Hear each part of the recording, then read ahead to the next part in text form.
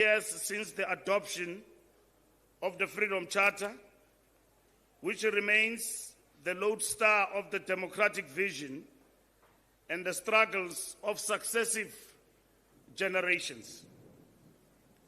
The country also commemorates 40 years of COSATU, a central force in advancing workers' rights and a reliable ally of the motive forces of the National Democratic Revolution.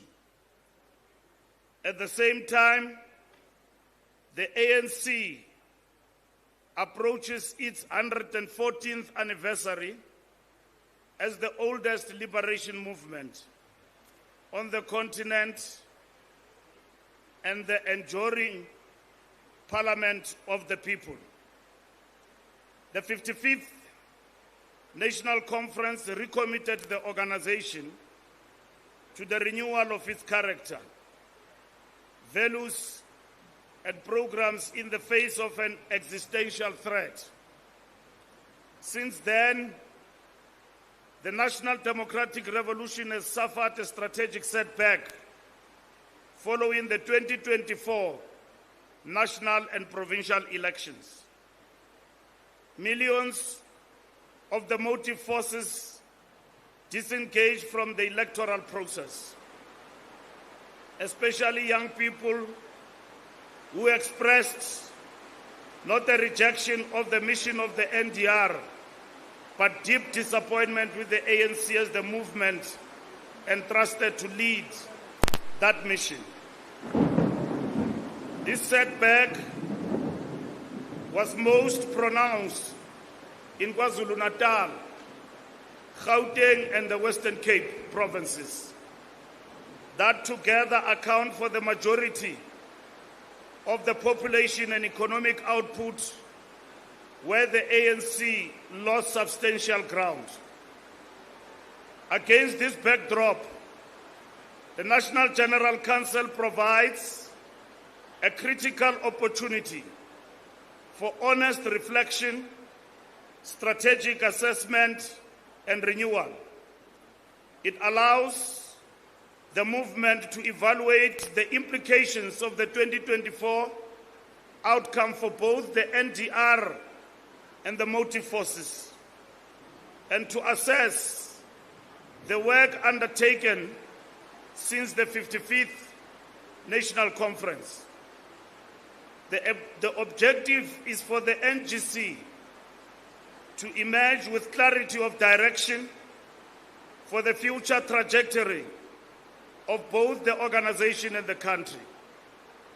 The 55th National Conference reaffirmed the strategic objective of the National Democratic Revolution as the resolution of the intertwined contradictions of racial oppression, women's oppression, and class super-exploitation rooted in colonialism of a special type.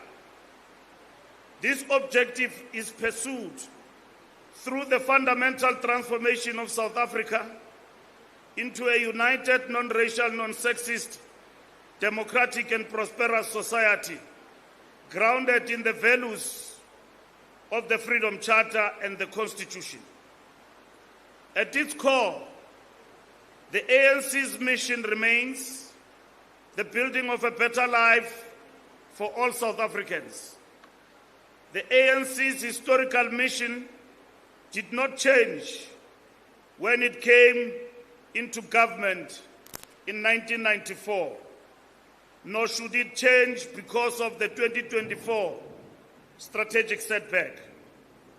The Constitution of the ANC reaffirms enduring objectives that include uniting all the people, eradicating apartheid in all its forms, defending democratic gains, fighting social injustice and inequality, promoting inclusive economic development, advancing women's emancipation, building national unity and supporting the rights of children and persons with disabilities. When the NEC assumed office in January 2023, it did so conscious of the renewed mandate granted in 2019 to restore democratic institutions and return the country to a path of transformation, growth, and development. Guided by the resolutions of the 55th National Conference, the National Executive Committee identified two overarching objectives for its term: to defend and advance the gains of freedom and the national democratic revolution, and to rebuild the unity of the people, the ANC, the Alliance, and the broader democratic movement through renewal. Major developments 2022 to 2025. This midterm report assesses progress since the ANC's 55th National Conference against the strategic objectives of the national democratic revolution. At its core, the NDR remains focused on achieving fundamental socio-economic transformation and creating a better life for all. The primary yardstick for this assessment is the lived condition of the motive forces of the revolution and the extent to which the historic legacies of apartheid, colonialism, and patriarchy, poverty, unemployment, and inequality are being resolved across their racial, gendered, class-based, and spatial dimensions. South Africa's demographic profile has continued to evolve over this period. By the end of 2022, the population stood at approximately 62 million, rising to 63.1 million by mid-2025. A defining structural feature remains extreme spatial concentration. Nearly 57% of South Africans reside in Gauteng, KwaZulu-Natal, and the Western Cape, which together generate over 63% of the national growth domestic product. This alignment between population density and economic power continues to shape migration, infrastructure pressure, labor markets, and the unequal distribution of opportunity.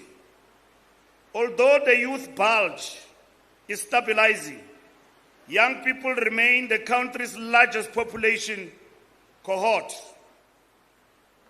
The 20.8 million South Africans aged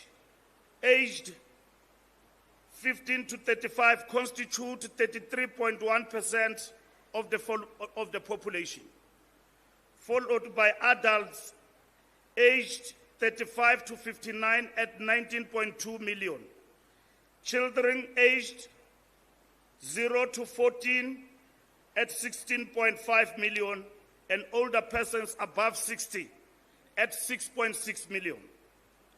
This structure confirms that the future of the NDR will be decisively shaped by whether young people are integrated in economic, social, and political life.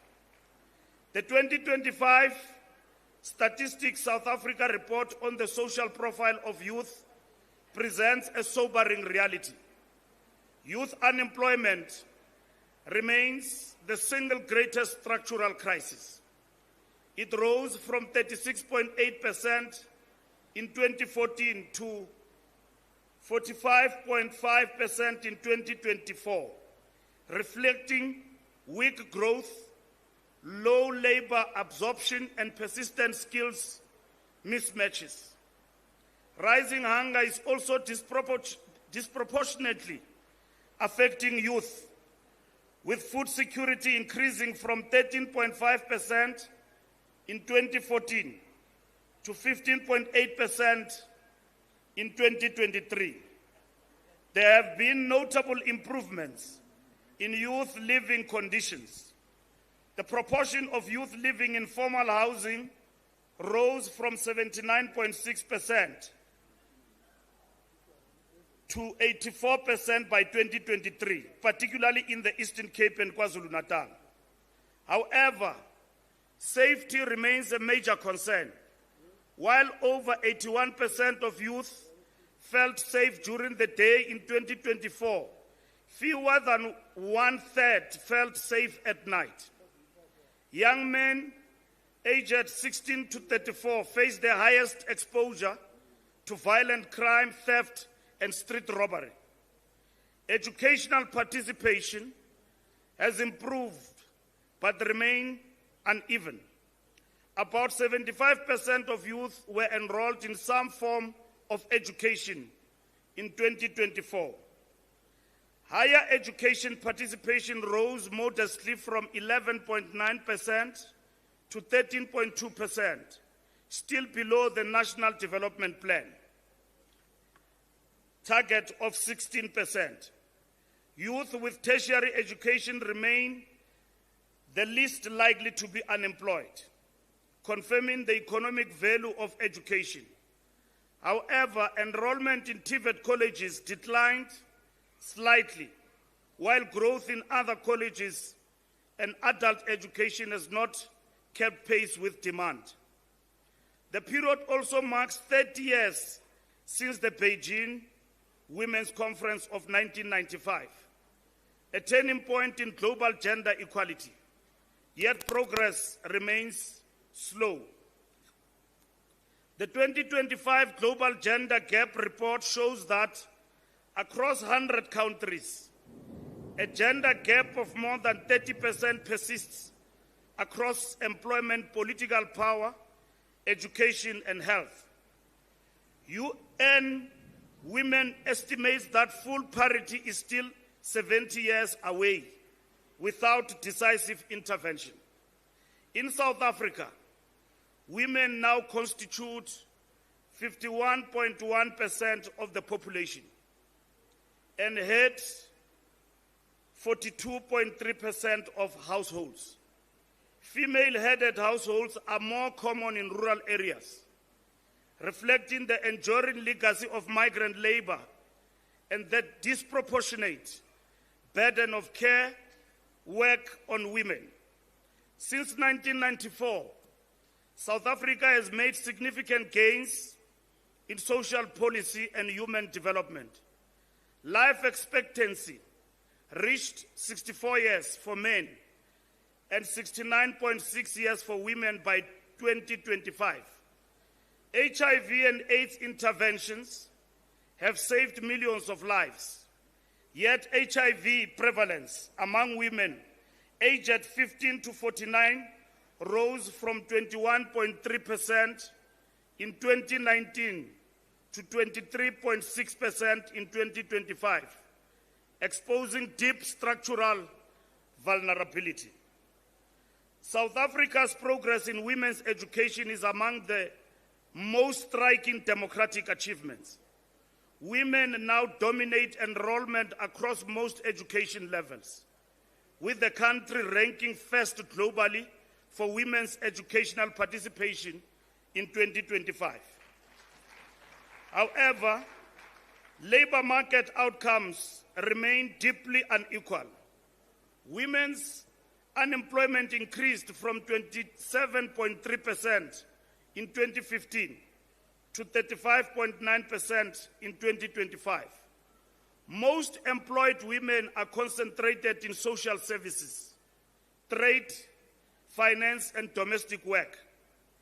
The historic demand for equal pay, articulated in 1954, remains far from realized. South Africa ranks 111th globally on the gender wage gap. Gender-based violence and femicide remain one of the gravest threats of women's emancipation. Declared a national crisis in 2019, GBVF persists despite legislative reforms. the establishment of a national strategic plan, and the creation of a statutory GBV council. Women's political representation regressed after the 2024 elections. Women now hold 171 of 400 parliamentary seats and only 14 of 32 cabinet positions, down from parity in the previous administration. South Africa's political economy remains shaped by apartheid, colonial, and patriarchal legacies, but the social composition of the motive forces has changed significantly. The working class expanded in absolute terms, with employment of more than doubling from 8 million in 1994 to about 16.8 million by 2025. However, growth occurred mainly in services, construction, and public employment, rather than in mining and manufacturing, which declined due to mechanization, instability, and global competition.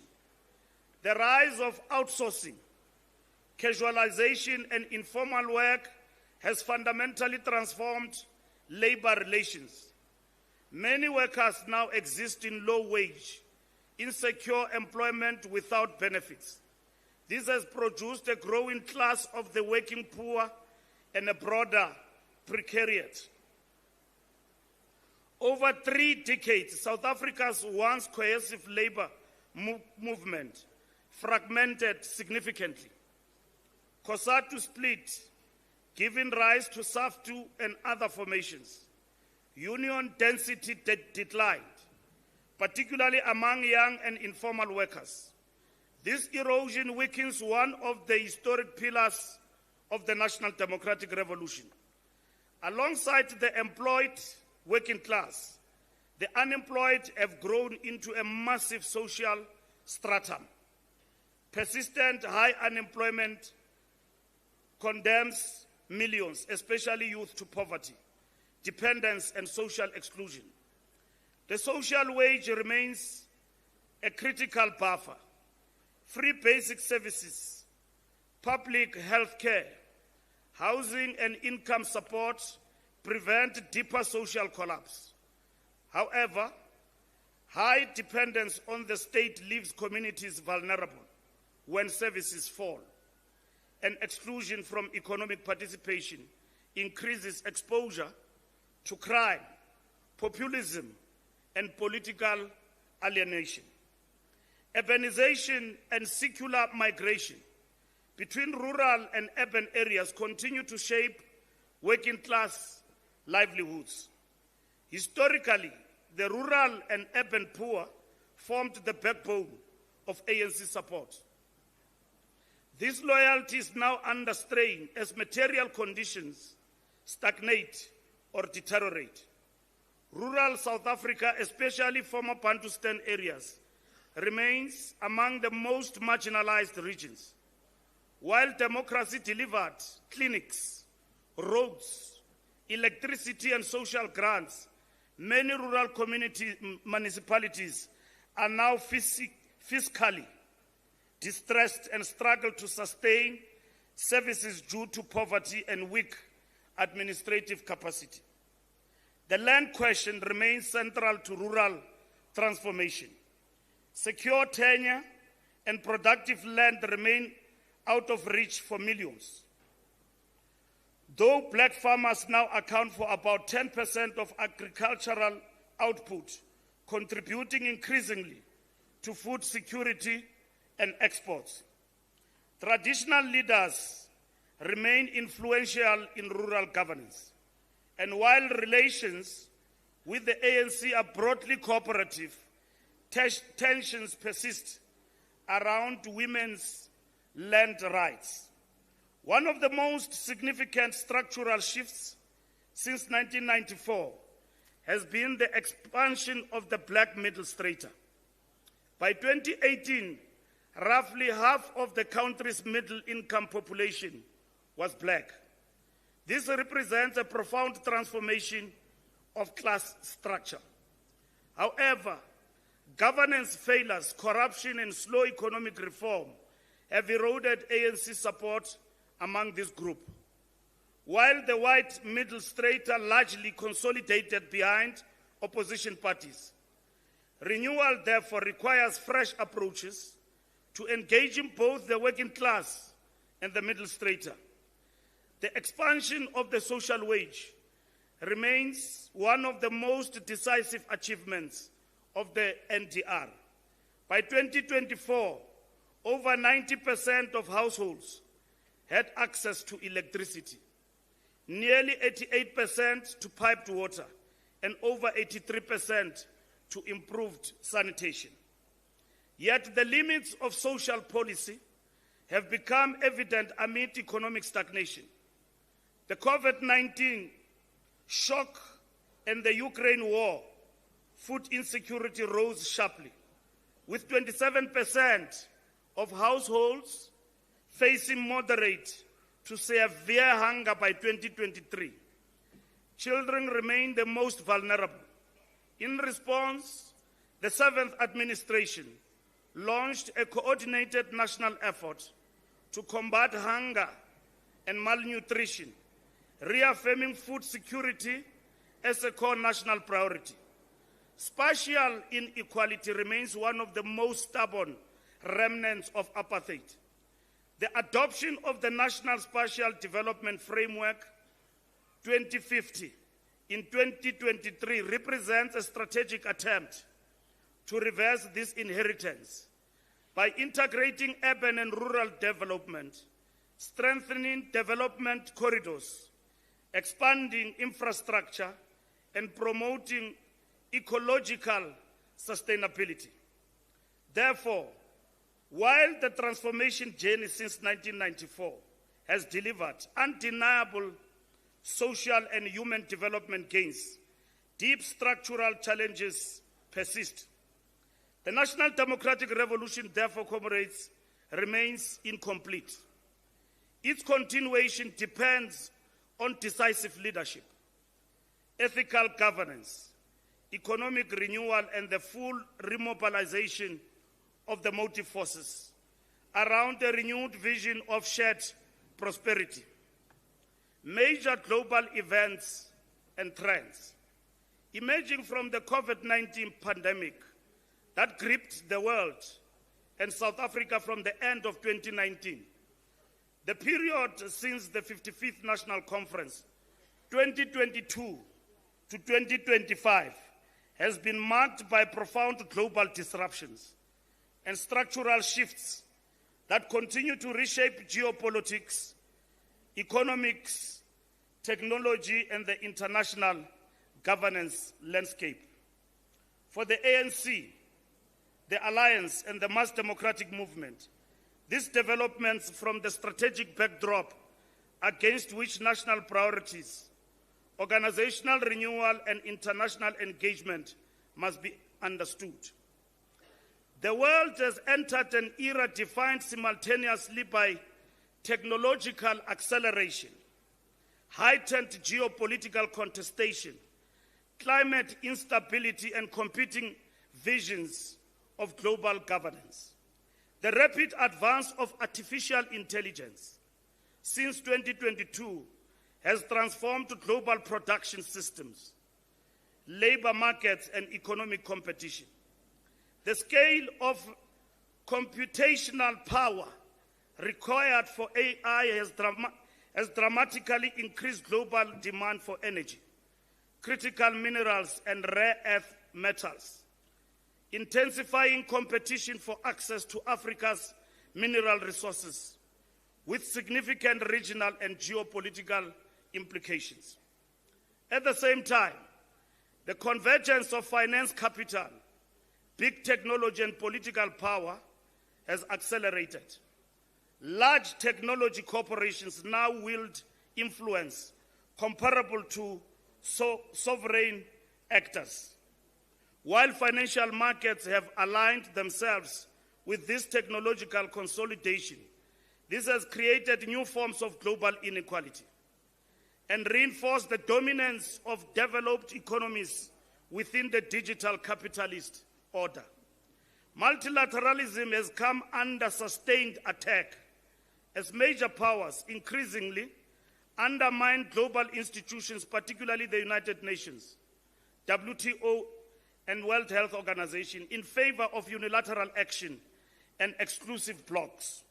South Africa, led by President Ramaphosa, used its presidency of 2025 G20 Summit, held under the theme Equality, Solidarity, and Sustainability, to make a progressive intervention in this global conjuncture. The theme resonated widely, reflecting global demands for a more just economic order, fairer financial systems, and inclusive digital transformation. The period has also seen the continued rise of right-wing populism across Europe, North America, Latin America, and parts of Asia.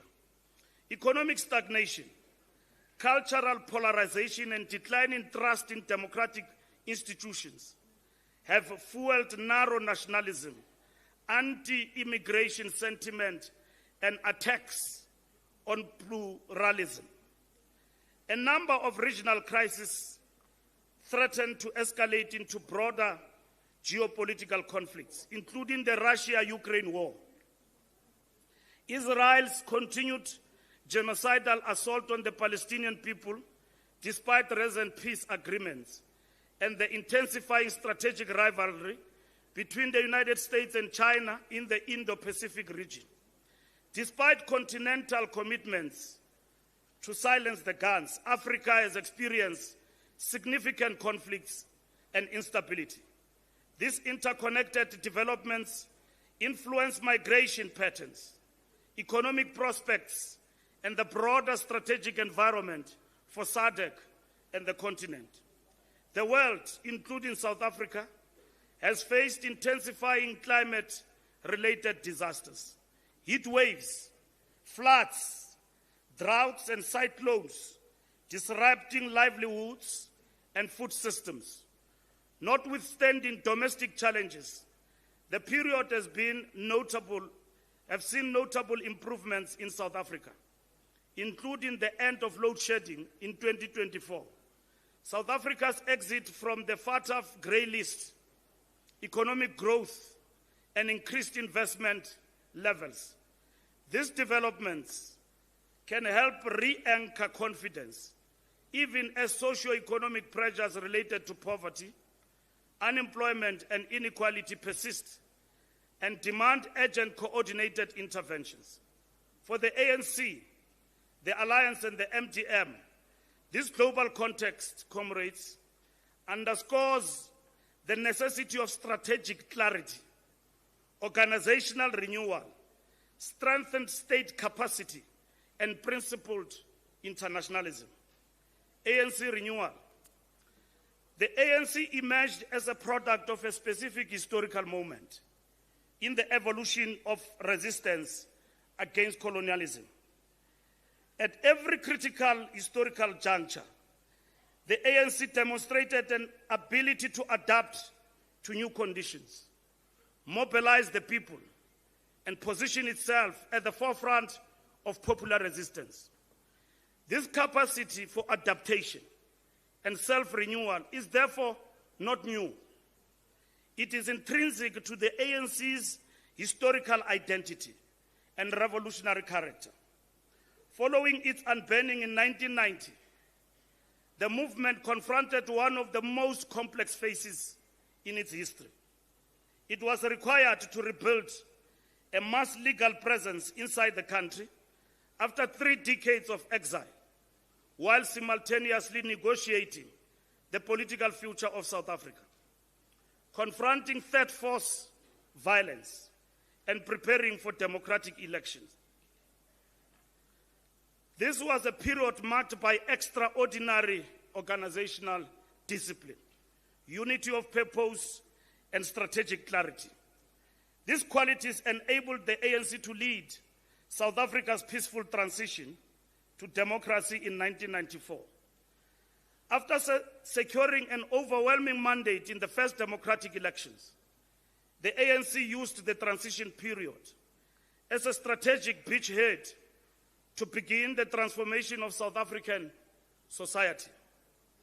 This phase included the introduction of the Reconstruction and Development Program to address the basic needs of the majority, the dismantling of the apartheid legal and administrative system, the negotiation and adoption of a progressive constitution in 1996, the establishment of the Truth and Reconciliation Commission, the enactment of transformative labor legislation, affirmative action and broad-based black economic empowerment, and the reintegration of South Africa into the African continent and the international community. During this period, the ANC commanded overwhelming electoral support. It secured more than 2/3 of the popular vote in both the 1999 and 2004 national elections. These victories reflected not only political dominance, but also deep social legitimacy, which was rooted in the organization's historical role in liberation and its early achievements in improving the material conditions of the people. However, from the mid-2000s onward, the organization began to experience a slow erosion of public trust. Whilst the ANC retained strong majorities in successive elections in 2009, 2014, and 2019, the quality of governance and the organization's moral standing increasingly came under strain. The 2016 local government elections marked a decisive turning point when the ANC lost its majority in key metropolitan municipalities such as Johannesburg, Tshwane, Ekurhuleni, and Nelson Mandela Bay. By 2021, ANC support had fallen below 50% in local government nationally for the first time. The 2024 national and provincial elections confirmed this downward trajectory when the ANC's national support dropped to around 40%, forcing the formation of coalition governments and leading the NEC to characterize the outcome as a strategic setback for the National Democratic Revolution. This decline, comrades, was not accidental. It was driven by a combination of corruption, state capture, governance failures, service delivery breakdowns, economic stagnation, persistently high unemployment, and growing social alienation. This development severely undermined the ANC's moral authority and weakened its connection with key sections of the motive forces, particularly the youth and sections of the working and middle classes. This 3 decades after democracy, South African society has evolved profoundly. It has become more urbanized, more digitally connected, more socially complex, and more globally integrated. At the same time, the ANC has accumulated deep internal weaknesses. This includes declining organizational discipline, factionalism driven by access to resources rather than ideological contestation, the entrenchment of patronage networks, widespread corruption, weakened grassroots structures, and growing distance between leaders and communities. Renewal, comrades, is therefore no longer optional. It is an existential imperative for the survival of the organization and the continuation of the National Democratic Revolution. The ANC recognizes that renewal is not about nostalgia or rhetorical recommitment to the past. It is about rebuilding political, organizational, and ethical capacity to lead in a radically changing world shaped by digital transformation, climate change, shifting global power relations, and new patterns of social mobilization. The organization must remain fundamentally future-oriented. If it becomes trapped in its heroic past, it will lose relevance to new generations. The challenge of renewal is not unique to the ANC. Other long-established liberation movements and progressive parties across the world have faced similar crises. The renewal of the Communist Party of Vietnam through the Doi Moi reforms demonstrated how a liberation movement in power can undertake deep political, economic, and organizational renewal and achieve sustained growth, poverty reduction, and national development. European social democratic parties, too, have been forced to engage in continual reinvention following electoral defeat. These experiences show that renewal is a long-term, systemic process that requires ideological clarity, institutional reform, leadership discipline, economic innovation, and sustained mass engagement. Against this backdrop, the ANC has articulated a renewal mission structured around two interlinked objectives. The first is to reroute the ANC among the people as their servant, with ethical and capable cadres working alongside communities to address their daily struggles. The second is to harness the natural and human endowments of South Africa to accelerate the resolution of unemployment, poverty, and inequality, and to build a sovereign, united, non-racial, non-sexist, democratic, and prosperous African state. To achieve this, the organization must strengthen its grassroots structures, renew its organizational culture, restore ideological depth, rebuild ethical leadership, modernize its systems of governance and communication, ensure financial sustainability, and institutionalize accountability and performance management. The ANC undertakes this renewal from a position of vulnerability. Internally, there are forces driven by personal accumulation rather than public service. Externally, domestic and global anti-transformation forces seek to exploit the organization's weaknesses to reverse the gains of the democratic project. This vulnerability places the ANC at a historic crossroads. It can retreat defensively into factionalism and denial, or it can undertake a decisive strategic reset. The 55th National Conference provided a framework for the renewal by mandating the NEC to address the deterioration of membership quality, conduct a membership audit, rebuild branches, strengthen cadre development, entrench non-racialism and non-sexism, intensify the fight against corruption, strengthen accountability and performance frameworks, renew leadership selection processes, mobilize motive forces and sectors, improve election campaign capacity, and strengthen the tripartite alliance. These resolutions, comrades, form the operational backbone of the current renewal program. One of the most significant renewal interventions since 2022 has been the introduction of the ANC Foundation course, launched formally in October 2024. This course represents the most comprehensive political education program in decades. It seeks to ensure that all ANC members understand the organization's history, mission, values, revolutionary morality, the constitution, governance systems, the role of branches, and the contemporary national and global context. Within a year of its launch, more than 125,000 members had participated across all provinces and levels of leadership.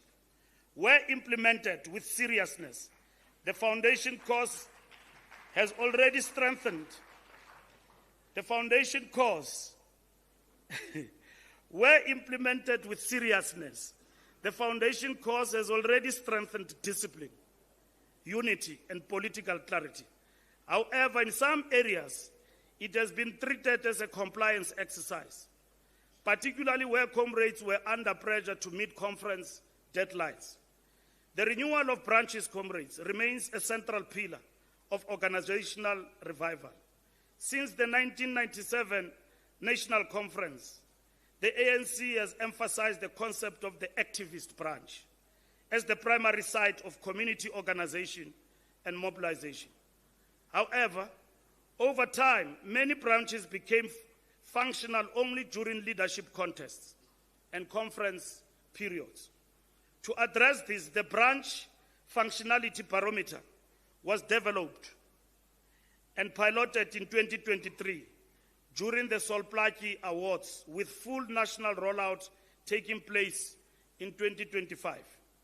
By the time of the NGC, more than 860 branches had completed the audit, although participation varied significantly across provinces.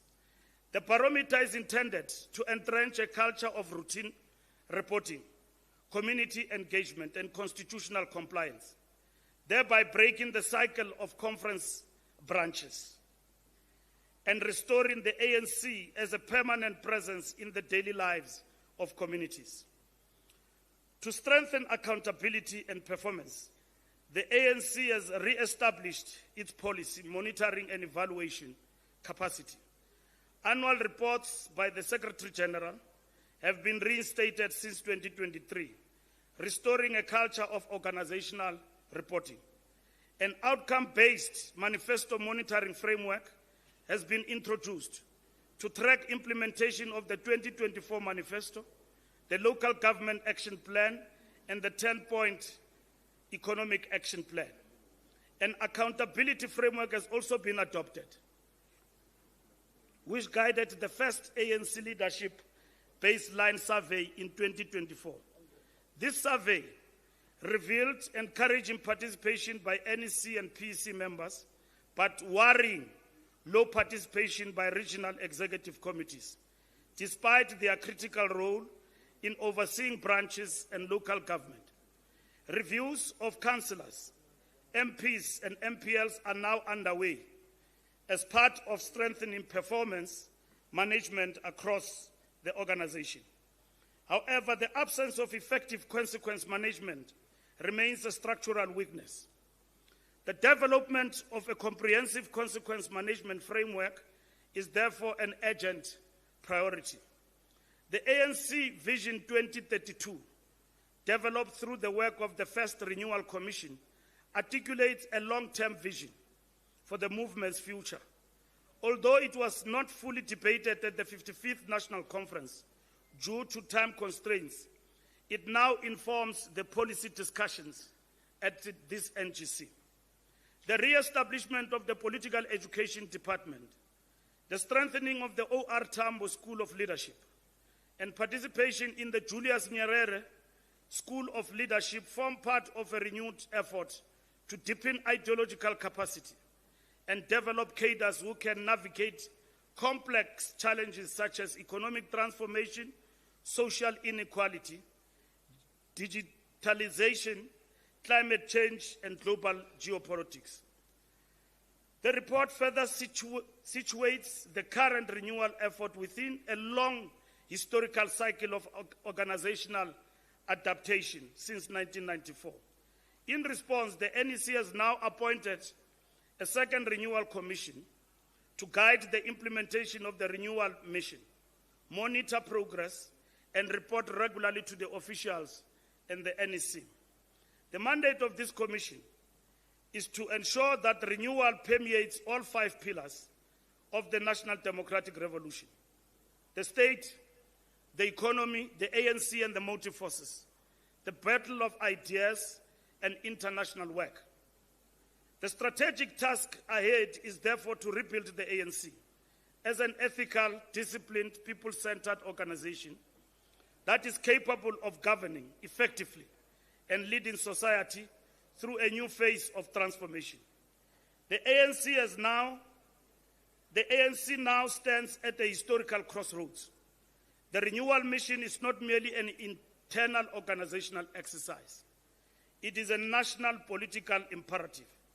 Either the movement undertakes deep, sustained, and irreversible renewal, or it takes risks of irreversible decline. Only a renewed ANC, rooted among the people and guided by integrity, competence, and vision, can continue to lead South Africa towards the national democratic society envisaged in the Freedom Charter. The 2024 elections and the government of national unity. The strategic objective of the African National Congress remains the creation of a united, non-racial, non-sexist, prosperous, and democratic South Africa. At every historic moment, the ANC has sought to creatively adapt its methods in order to advance the interests of the people and the broader project of the National Democratic Revolution. The 2024 national and provincial elections represent one such historic juncture, requiring not only sober reflection but bold tactical innovation. The ANC does not contest elections merely to occupy positions in government or to enjoy the privileges of office. It contests elections in order to secure a popular mandate to govern and to use state power as a lever for socio-economic transformation.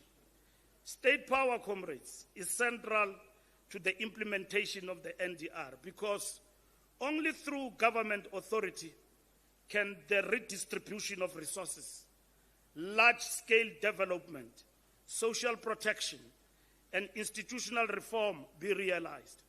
For this reason, electoral setbacks carry profound consequences for transformation. The electoral decline of the ANC did not begin in 2024. It unfolded over a decade, starting with the loss of key metropolitan municipalities in the 2016 local government elections. This setback was deepened in 2021, when more than 80 municipalities emerged as hung councils following the local elections. These developments signaled growing urban dissatisfaction, governance failures, and declining public confidence in the movement. The 2024 elections, therefore, represent the culmination of a longer process of erosion in electoral support rather than a sudden rupture.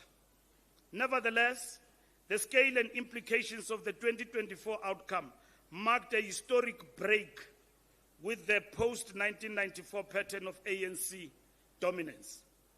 The 29 May 2024 national and provincial elections were among the most fiercely contested in South Africa's democratic history.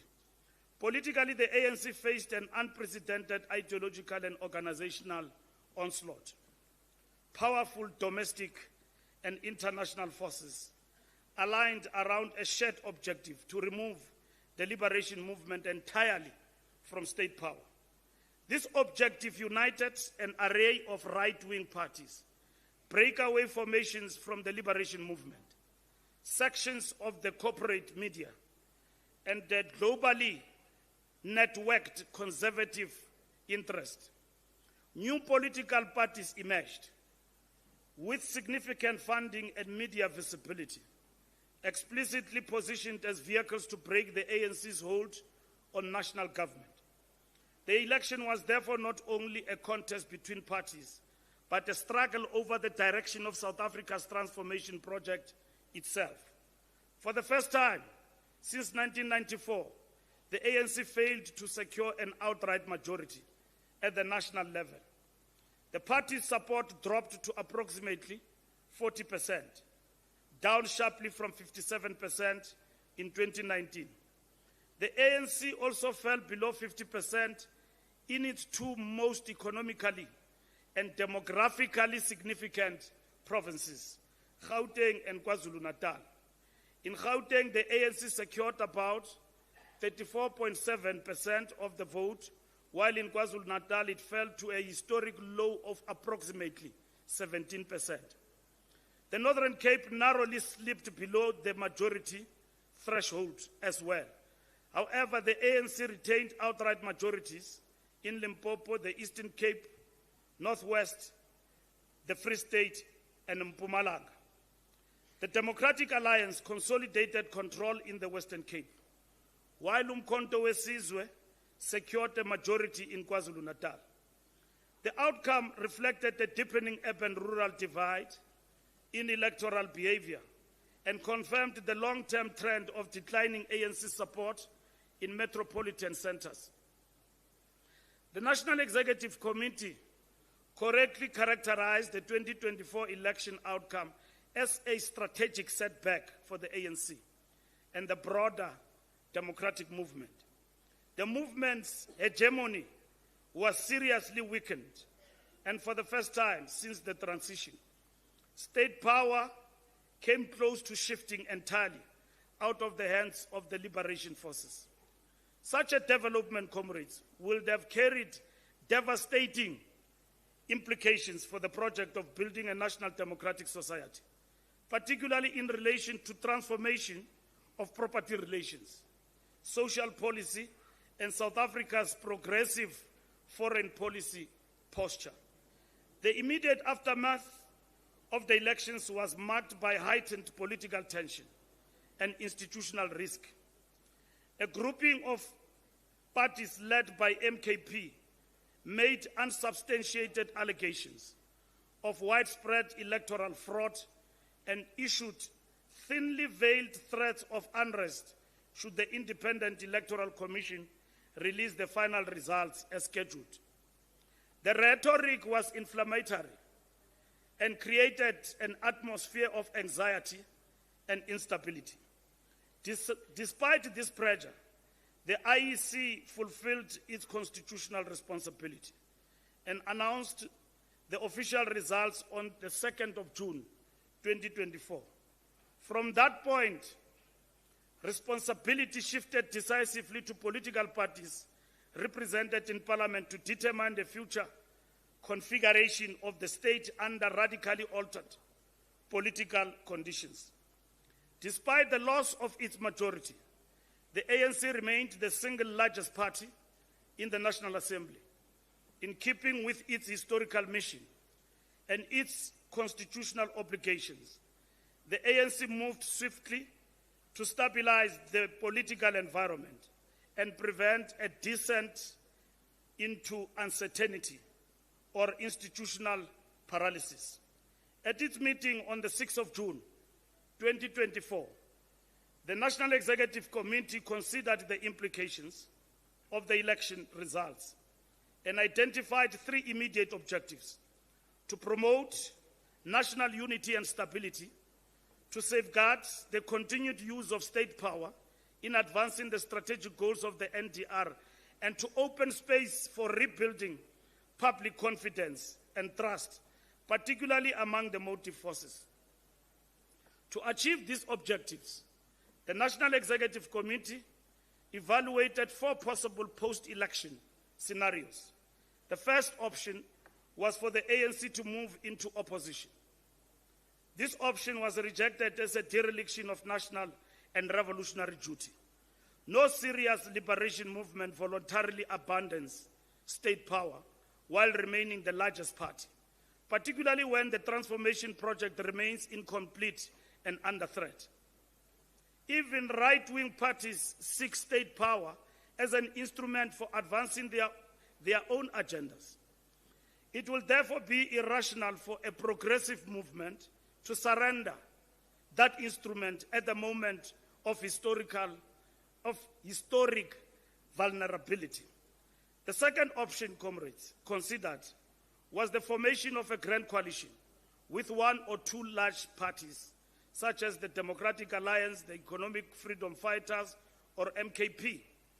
This option was rejected because it would have allowed a single coalition partner to exercise veto power over policy, fundamentally distorting the strategic program of the ANC and holding the movement hostage to the agenda of a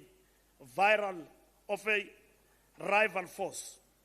The third option was to govern through a minority government, supported by shifting confidence and supply arrangements. While superficially attractive, this option was rejected on the grounds of instability. A minority government would have been perpetually vulnerable to parliamentary defeat, transactional bargaining, and policy paralysis. The fourth option was the formation of an inclusive government of national unity. After extensive debate, this option was adopted unanimously by the National Executive Committee as the most responsible and viable tactical response to the new balance of forces. The GNU was viewed as the only mechanism capable of ensuring political stability, preserving continuity of state functions, and defending the strategic core of the transformation agenda in a fragmented political environment. Drawing on historical precedents, including the first GNU of the early democratic period, the NEC understood the formation of a unity government as a tactical intervention rather than a strategic compromise. The ANC's long-term objectives remained unchanged. The GNU was not adopted to retain power for its own sake, but to prevent a dangerous power vacuum, protect democratic gains, and maintain momentum in the transformation program. Tactically, the ANC recognized that unity governments embody the dialectic of unity and struggle, containing inherent contradictions that require constant political management. In line with the coalition framework adopted in April 2023, pursuant to resolutions of the 55th National Conference, the NEC appointed a negotiating team led by the national officials. This team was tasked with engaging all parliamentary parties, developing a minimum program for the GNU, defining governance modalities, and securing commitment to a shared framework of cooperation. These efforts resulted in the signing of a GNU statement of intent by the ANC and 10 other parties, although one later withdrew. On 14th June 2024, President Cyril Ramaphosa was duly re-elected and the Speaker of Parliament was chosen through the same inclusive process. By 30th June 2024, a GNU cabinet had been appointed, marking one of the fastest post-election government formations in a democratic history. The ANC has consistently framed the GNU as a temporary tactical instrument, arising from a specific balance of forces rather than a shift in strategic orientation. The movement has remained clear that its identity as a liberation movement and its commitment to the NDR have not changed. The GNU is understood as an adaptive response to a strategic setback, not as an abandonment of core principles. As the largest party in parliament and the leader of the GNU, the ANC retained control of most of the key ministries, central to the execution of the transformation agenda. This position placed immense responsibility on ANC ministers, deputy ministers, presiding officers, and committee chairpersons to demonstrate exemplary leadership, integrity, responsiveness, and administrative capacity. The movement explicitly rejected any notion of excusing underperformance on the grounds of coalition constraints. By the time of the National General Council, the GNU had been in office for nearly 18 months. During this period, the NEC conducted a comprehensive assessment of the performance of the 7th administration, including public perceptions, improvements in service delivery, policy implementation, and the behavior of GNU partners. The assessment was anchored in the GNU Statement of Intent, which aligned with the 3 apex priorities articulated by President Ramaphosa at the opening of Parliament in July 2024, driving inclusive growth and job creation, reducing poverty and the cost of living, and building a capable, ethical, and developmental state. To operationalize these priorities, the Cabinet adopted the medium-term development plan for 2024 to 2029, guided by the outcomes-based approach of the 2024 ANC manifesto. The plan set measurable targets across key sectors. Major policy and fiscal interventions followed, including the adoption of the 2025 National Industrial Policy, the establishment of a 100 billion transformation fund, the expansion of support to spaza shops and small enterprises, the continuation of the Presidential Youth Employment Initiative, and a significant shift towards infrastructure investment exceeding 1 trillion over 3 years. The 7th administration inherited a stabilized electricity supply from the 6th administration, effectively bringing an end to load shedding. The electricity availability factor rose from below 50% in early 2023 to above 70% by late 2025. Remaining challenges include localized load reduction and the high cost of electricity. Operation Vulindlela produced further progress in transport, logistics, border management, immigration, and municipal infrastructure. Transformative legislation, such as the Basic Education Laws Amendment Act, the National Health Insurance Act, and the Expropriation Act, moved forward despite sustained opposition. Parliamentary dynamics became more complex in the absence of an ANC majority. Committee management required new tactics, and the ANC caucus had to learn to build shifting alliances on specific legislative and budgetary issues. The failure to pass the budget in April 2025 provided a critical learning moment. Following intensive negotiations, the November medium-term budget policy statement was passed smoothly, with increased allocations to education, health, infrastructure,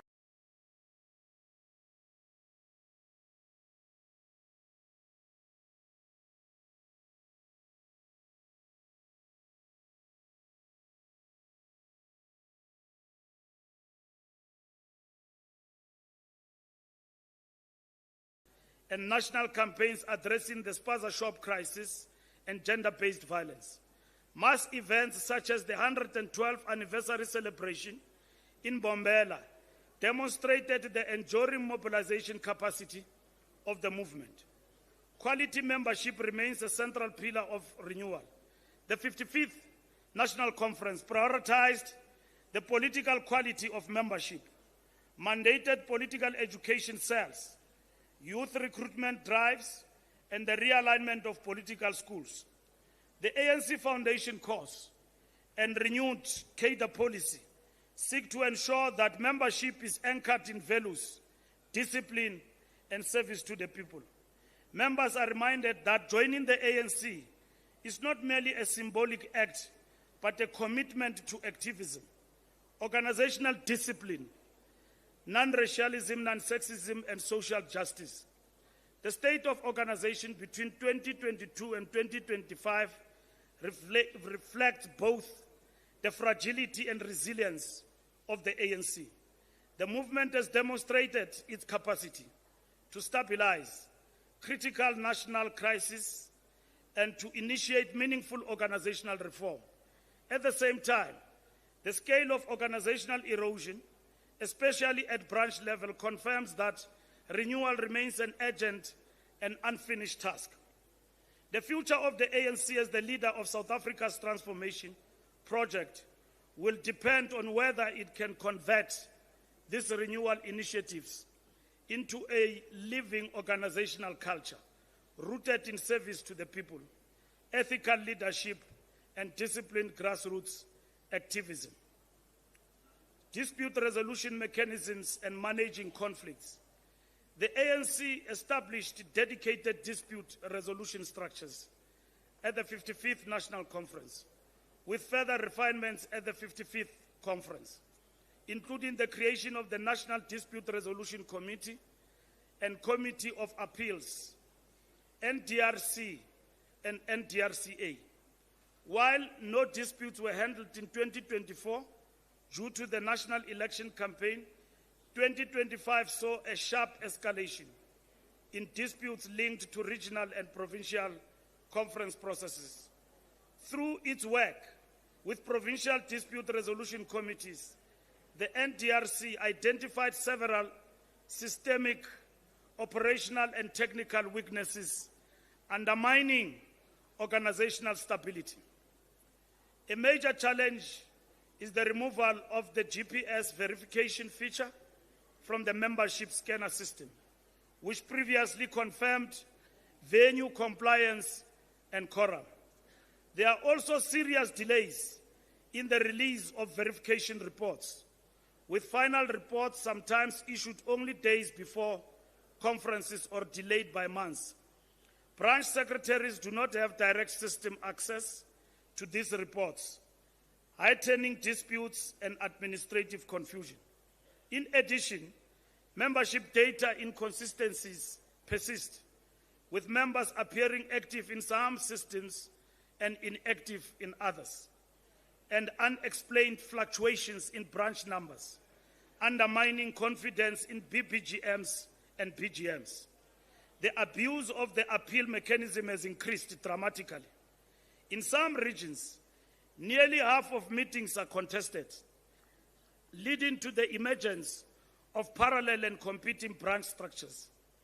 In the Hobusana region, for example, a cycle of repetitive appeals developed, where rerun meetings ordered by the NDRC are repeatedly re-challenged, weakening organizational authority and delaying renewal. The NDRC also faces severe capacity constraints.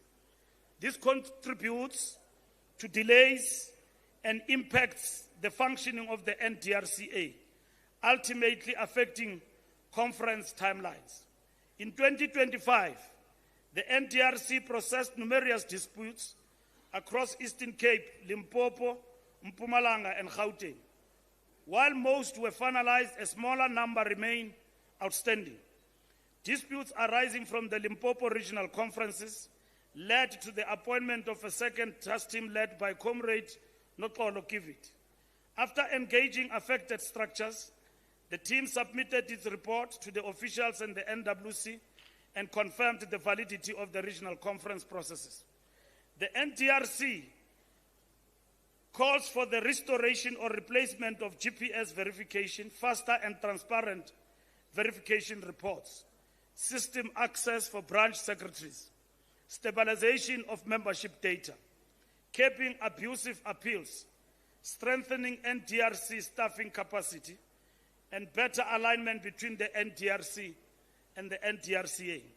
Following the incorrect ANC candidate list submitted to the IEC ahead of the 2024 elections, the NEC appointed a task team chaired by Comrade Thembi Majola to investigate the matter.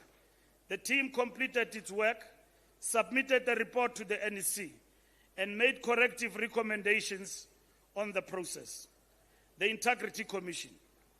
The Integrity Commission is mandated to uphold ethical conduct within the ANC and safeguard the organization from behavior that brings it into disrepute. Its work reinforces integrity as a core ANC value and strengthens ethical consciousness among leaders and members.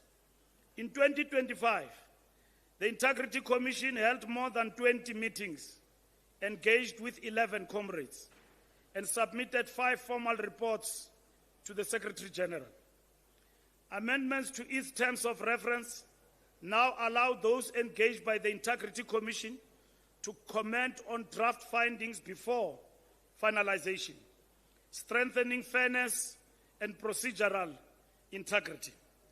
The Integrity Commission reports persistent non-compliance with long-standing ANC resolutions, particularly the requirement that cadres accused of corruption must immediately account to the Integrity Commission. Delays and avoidance undermine public trust. The Integrity Commission calls for decisive leadership from ANC officials to enforce compliance and to ensure disciplinary consequences where required. The Integrity Commission stresses the urgent need for a visible, time-bound, and publicly communicated anti-corruption strategy. Failure to act decisively continues to erode moral authority and public confidence. A serious concern is the weak understanding of ethics and integrity among some cadres. The Integrity Commission, therefore, recommends that ethics be mandatory in leadership selection, electoral committee, vetting, and induction programs. Leadership must set the ethical tone through consistent personal conduct. The Commission emphasizes the distinction between disciplinary, legal, and integrity processes. Integrity operates at a higher moral threshold than criminal law. The reliance on innocent until proven guilty as a shield against ethical accountability has damaged the ANC and must be treated as misconduct. Money politics remains one of the most destructive forces in the organization, influencing leadership contests and fundraising. The Integrity Commission therefore warns that blurred lines between state and party finances fuel corruption, and therefore fundraising rules, transparent processes, firm enforcement, and disciplinary action for violations must be undertaken by the leadership. Factionalism, now rooted more in competition for resources than ideology, is eroding organizational unity. Weak communication has also left the ANC vulnerable to negative media narratives and reputational harm. The 55th National Conference reaffirmed the step-aside resolution, expedited corruption cases, and required public dissociation from serious wrongdoing. Since 2022, several NEC members have stepped aside, resigned, or faced disciplinary processes.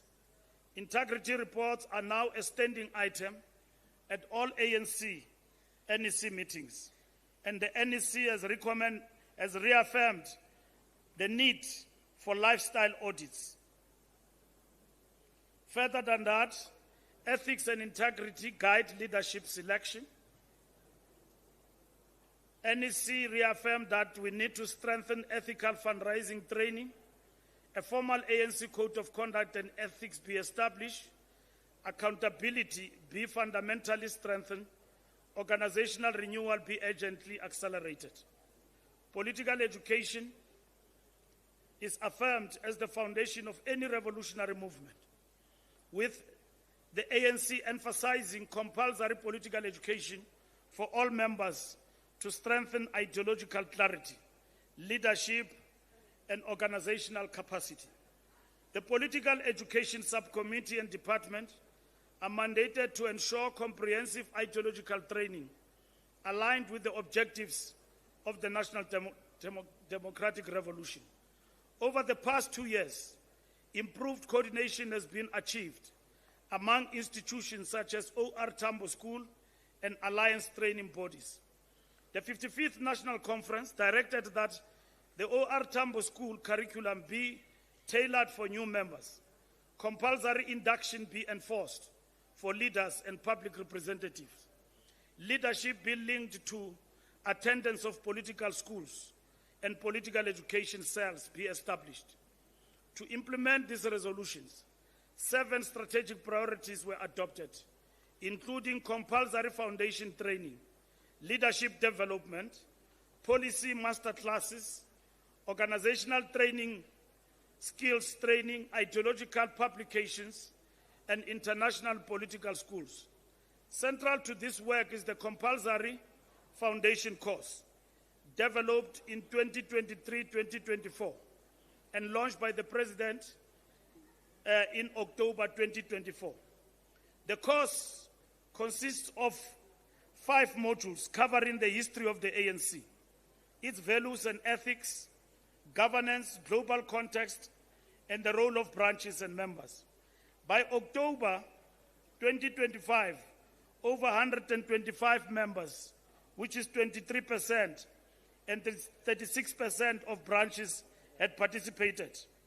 Mpumalanga and Gauteng lead the implementation, while Limpopo, KwaZulu-Natal, and the Western Cape lag significantly due to disputes, organizational weaknesses, and rebuilding processes. National leadership structures, including the NECs of the ANC, ANC Women's League, and the Veterans League, as well as caucuses and officials, have largely undergone training. However, the ANC Youth League NEC failed to complete its program due to poor attendance. The OR Tambo School is also delivering policy master classes on key economic and governance themes, with future focus shifting to developmental state and capacity and social policy.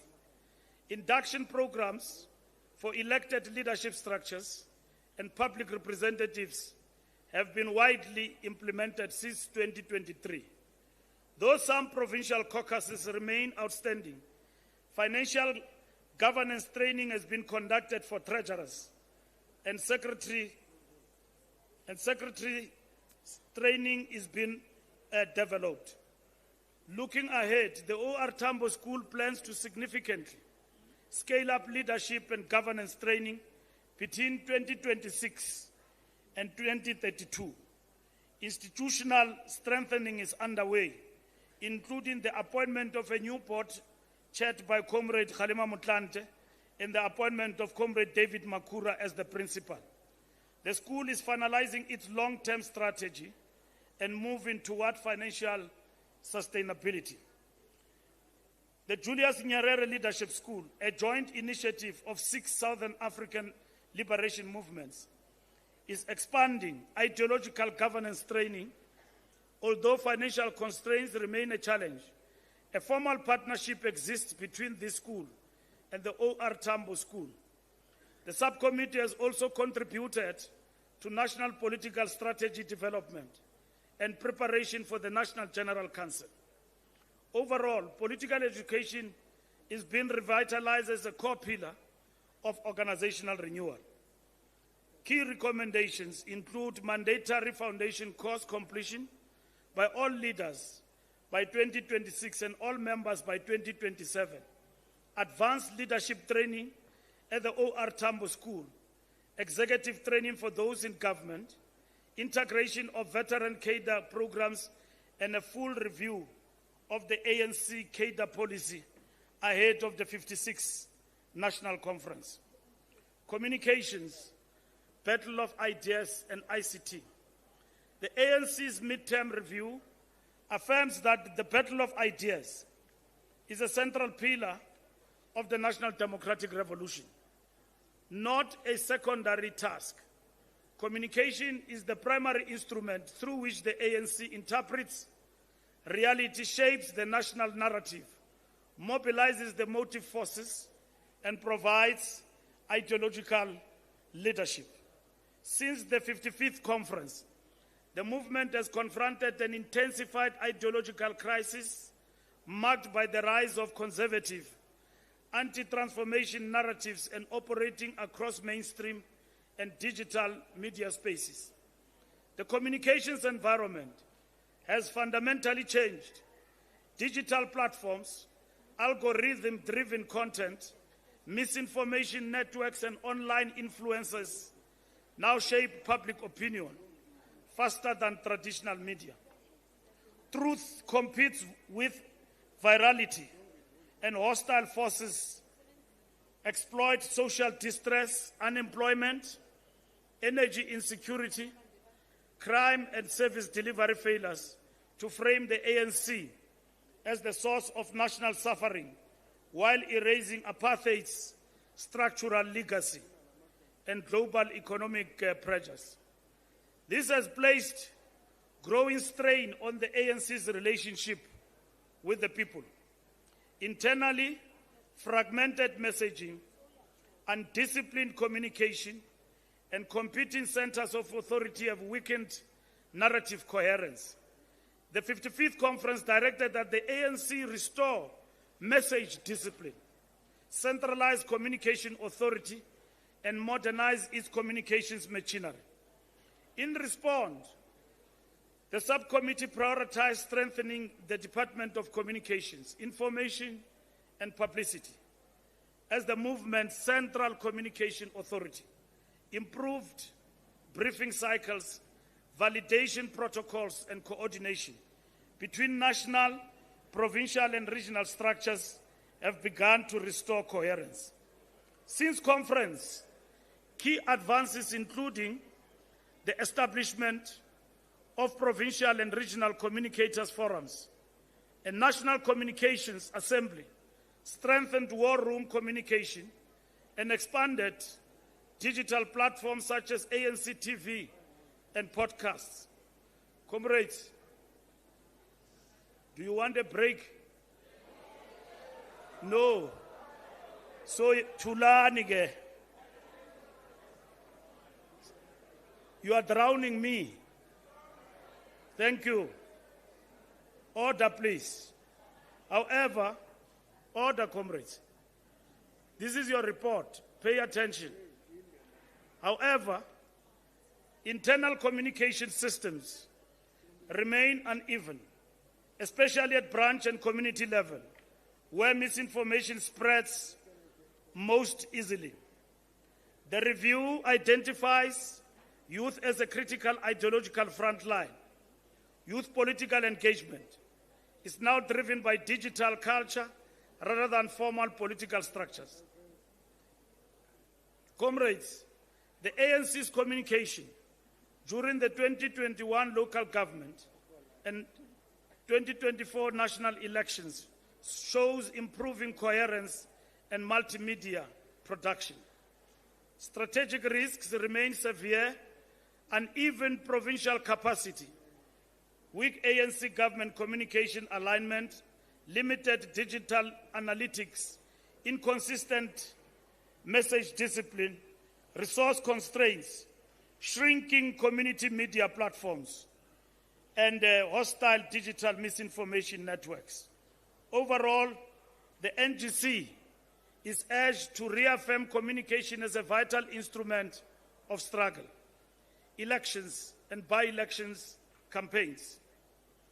Research presented to the 55th ANC National Conference warned of a severe electoral decline, projecting support as low as 33% in 2022 and only 38% by early 2024.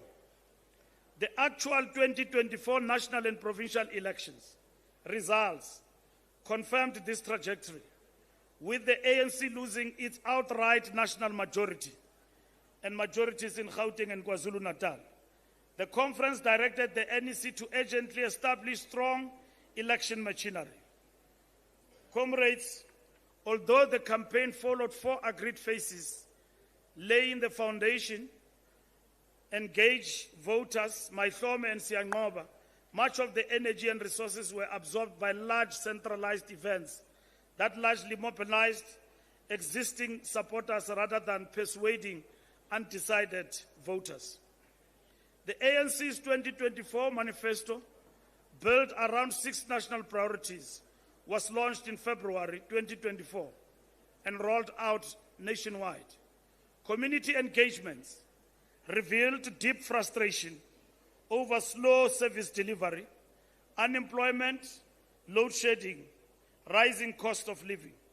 The election outcome reflected a sharp crisis of participation, while the voters' roll grew by 2.3 million over a decade. Critical weaknesses in the campaign included denial of declining by election trends, failure to address poor governance, weak accountability of deployees, detachment of leaders from communities.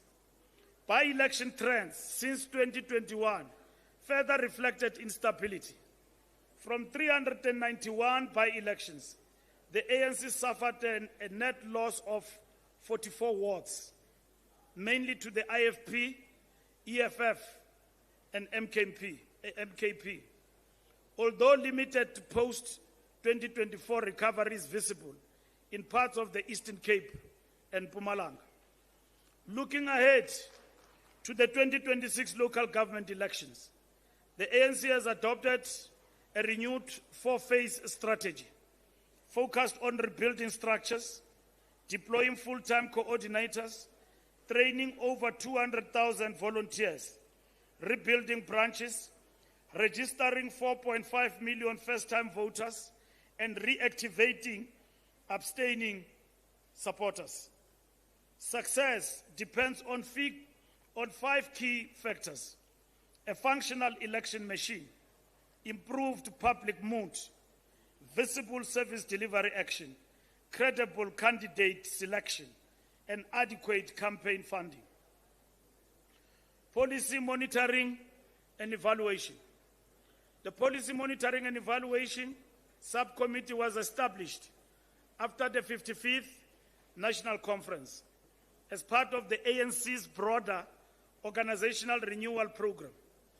Conference elevated monitoring and evaluation to a strategic priority, mandating the NEC to strengthen planning, coordination, accountability, and evidence-based decision-making across all levels of the organization.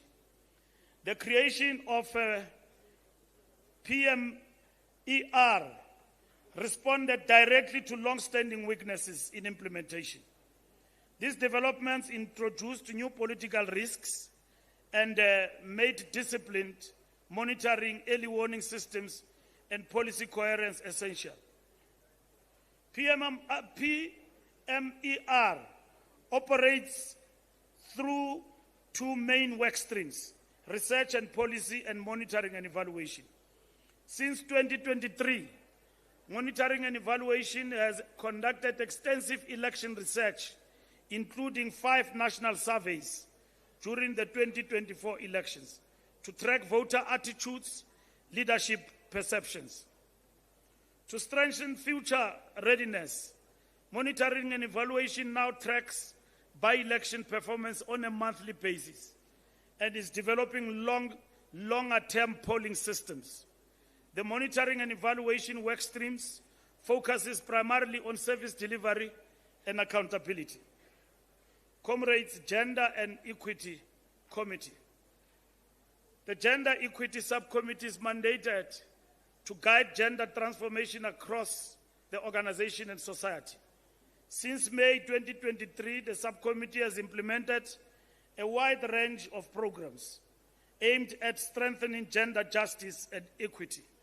Key activities include an induction workshop to clarify its mandate, the Women in Diplomacy Dialogue, which promoted women's participation and working with COSATU. A major initiative is the Raising a Boy-Child program, launched by President Ramaphosa in November 2023. Other highlights include 30 years of women webinar that was held. Sectoral work. The ANC's character as a national liberation movement is expressed through its deep relationship with mass organizations and community structures, not only through its role in government. Sectoral work is therefore central to restoring the ANC's legitimacy. Sectoral work enabled the ANC to engage directly with organized social groups. A number of activities have been undertaken by this subcommittee. Disability Desk was formed by members with disabilities who identified the need for organized, structured, and representation within the movement. The desk therefore proposes a minimum 7% representation quota across leadership and deployment lists, and strengthened political education and advocacy. ANC Awards system serves to recognize excellence, service, and commitment, while flagship awards such as Isitwalandwe, Siaparankwe, and the ANC Achievement Awards remain central to honoring struggle heroes and strong organizational work. Several critical gaps require urgent attention of this work. Comrades, following NEC approval in December 2024, 4 new awards have been proposed. Albertina Sisulu, Frinik Kinwala Award, Walter Sisulu, Long Service Award, Pindandwandwa Ndwandwe Award, Ruth Sikhumutsi Mumpati Award. International relations. Following the 55th National Conference, the ANC elevated international relations to a strategic political priority by assigning full-time leadership to the first Deputy Secretary General as the chair of the International Relations Subcommittee. This shift reflected the growing complexity of global politics and understanding that foreign policy is central to advancing South Africa's national democratic revolution. The NEC adopted a guiding political framework, the world we live in today, and the ANC's international relations, which now shapes engagements and political education. At the heart of the ANC's international outlook lie the principles of the Freedom Charter: peace, friendship among nations, national sovereignty, and opposition to colonialism and imperialism. These values are expressed through progressive internationalism, grounded in Pan-Africanism. Africa remains the primary focus of the ANC's global engagement. Comrades, the granting of full G20 membership to the African Union in 2023, followed by South Africa's hosting of the G20 presidency in 2025, significantly enhance Africa's voice in global politics. Comrades, there are a number of activities that have been undertaken by our work in international relations. These include consolidating our work among liberation movements and the Liberation Movement Summit, which reaffirmed political solidarity in Southern Africa. ANC Leagues, ANC Veterans League, entered a period of renewal following the collapse of its structures after October 2022. In response, the ANC-NEC appointed a national task team in November 2022 to restore functionality, clarify membership eligibility, and rebuild structures and prepare for new conferences. This process culminated in the successful third National Conference of the Veterans League in July 2023 under the theme Renewal of the ANC to Advance the National Democratic Revolution. ANC Women's League. The ANC Women's League, established in 1948, remains a central force in South Africa's liberation history. Rooted in the National Democratic Revolution, the Women's League defines patriarchy as a structural source of inequality. Since 1994, the League has played a decisive role in shaping constitutional protections for gender equality. The 13th ANC Women's League National Conference reaffirmed gender-based violence and femicide as a national crisis requiring urgent attention. The Women's League held a successful National Conference. The Youth League. 26th National Congress of the Youth League was held in July 2023. It marked a historic turning point after nearly a decade of interim leadership. The Congress reasserted the League's mission of advancing economic freedom and a radical policy shift aligned to the NDR.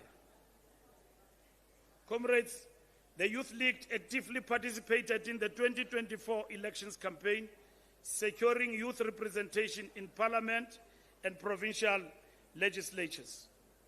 Umkhonto weSizwe Liberation War veterans present their first formal progress report to the ANC National General Council, following the establishment of a unified structure at the East London All-Inclusive Conference.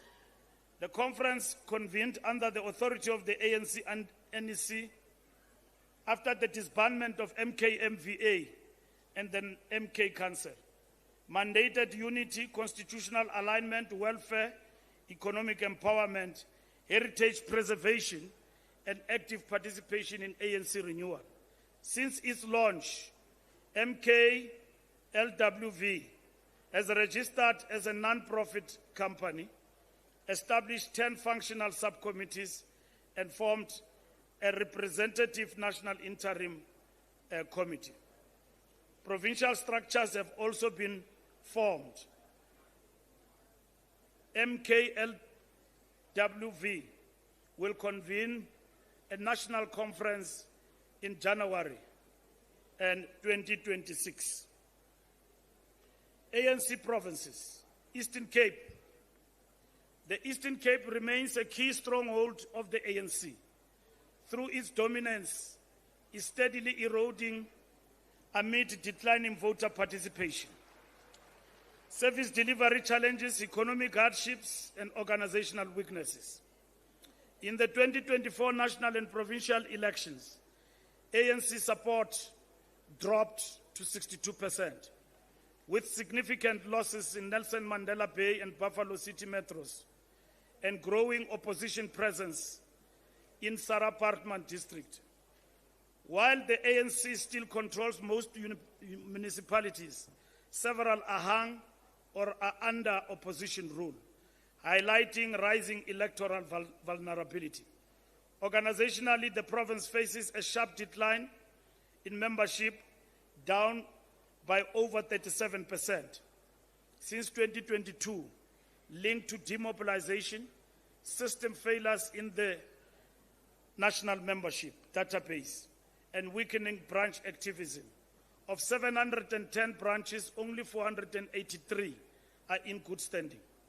Nonetheless, the PEC has stabilized the organization successfully, convened most regional conferences, strengthened unity and improved cooperation with the leagues, Umkhonto weSizwe, Liberation War veterans, and Sanko.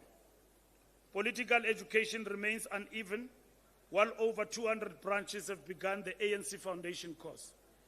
The PEC prioritizes mass work through campaigns. Governance in the province shows great performance.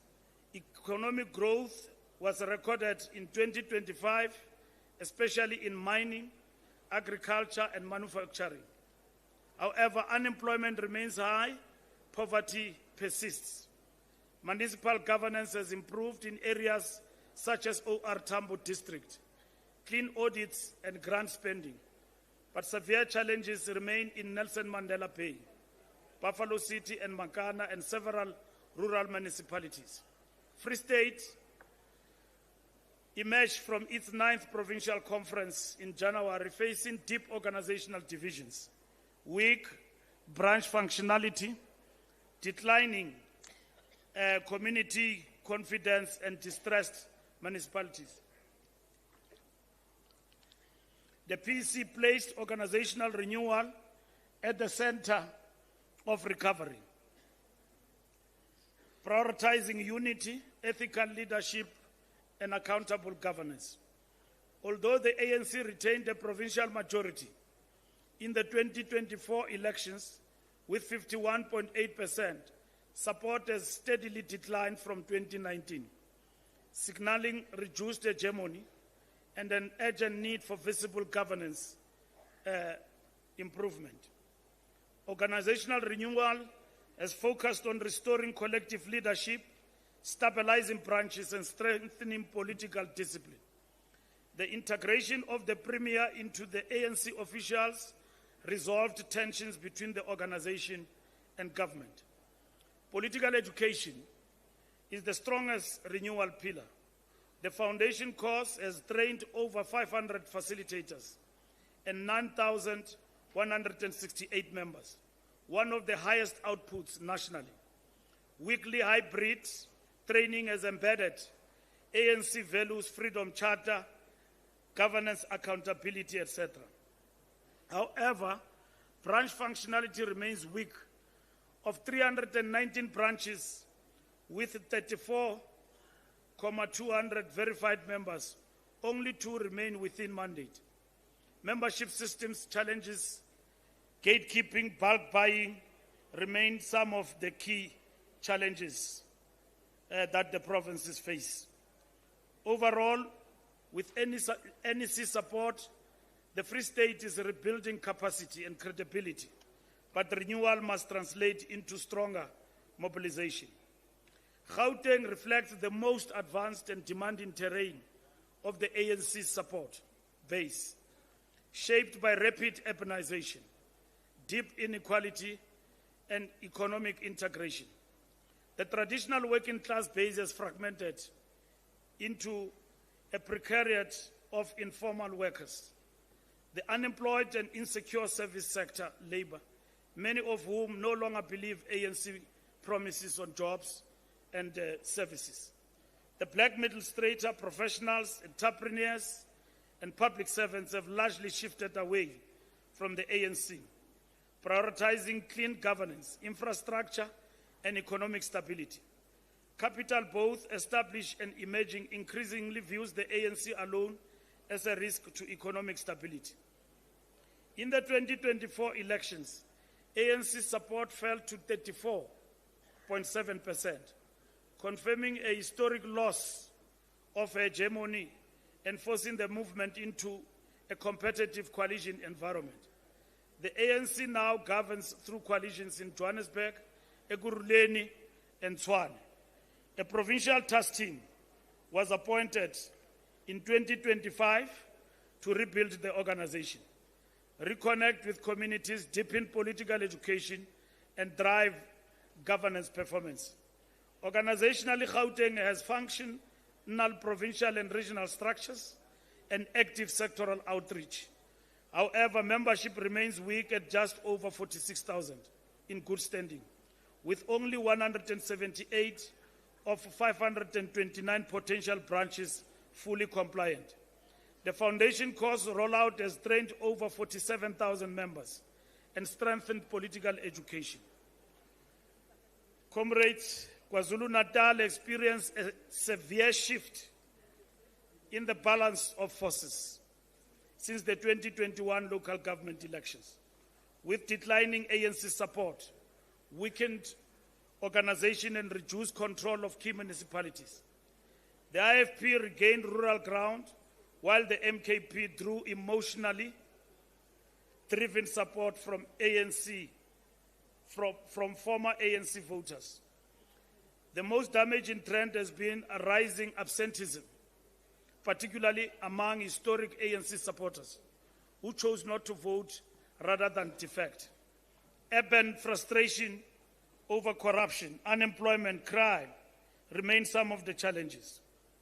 The motive forces, workers, youth, women, rural communities, traditional leaders, and small businesses remain open to remobilization, but demand tangible improvements in services and ethical leadership. Organizationally, comrades, the province entered this period with weak branches, factionalism, collapsed political education, and declining discipline.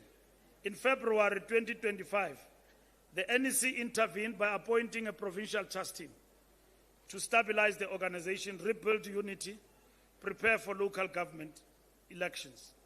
Political education, branch rebuilding and membership verification under Operation Ziveze form the backbone of renewal.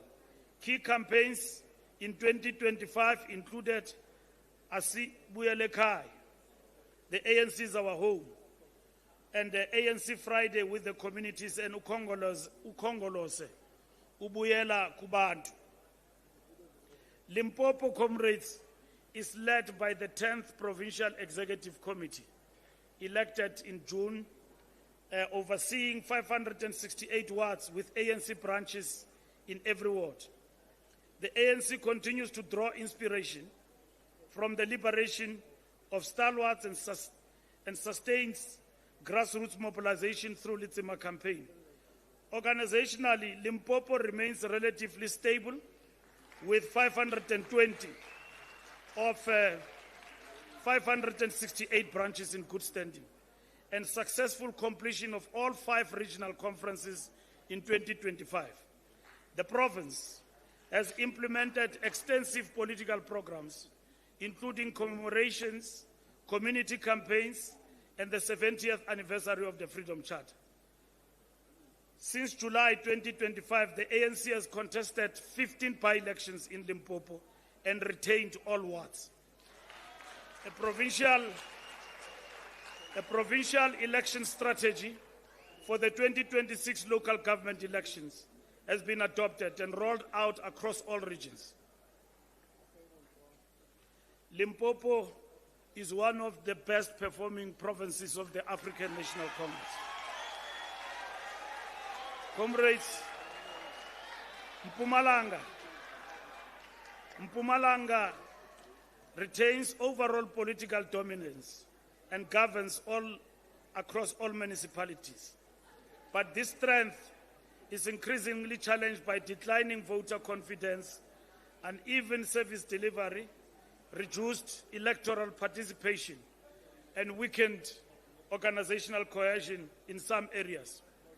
Although the ANC remains the majority, the 2024 elections revealed sharp drops in support in key municipalities. Critically, this decline was driven less by opposition growth than by rising voter abstention, with 43% of registered voters not participating. The motive forces in Mpumalanga remain historically loyal to the African National Congress. The decline of mining and energy sectors, including the closure of Komati Power Station, has weakened labor organizing capacity. Organizationally, the ANC remains functional in Mpumalanga. The ANC has met consistently since 2022, and key subcommittees of the organization have been meeting. Mpumalanga have shown great determination of comeback and organization in rebuilding the ANC in the province. It can be counted as one of the most promising and efficiently run provinces of the ANC. Northern Cape. The ANC in the Northern Cape remains a strong political and organizational position, characterized by unity, stability, and functional structures. The 10th Provincial Conference, presided by all regional conferences, reflected high levels of organizational cohesion and avoided the divisive conflict seen elsewhere. The conference reaffirmed that rebuilding the movement, reconnecting with the people, and recommitting to revolutionary values are central. The ANC in this province has won even wards that belong to Democratic Alliance in the African National Congress. Of the province's 232 branches, 218, 94%, are in good standing, reflecting high levels of organizational stability. Their membership stands at 54,000, 767. Comrades, Northwest. The Northwest enters the mid-period under pressure from organizational strain, declining voter confidence, and municipal instability. This province of Northwest is one of our surprises in the last elections. They performed very, very, very well in this province.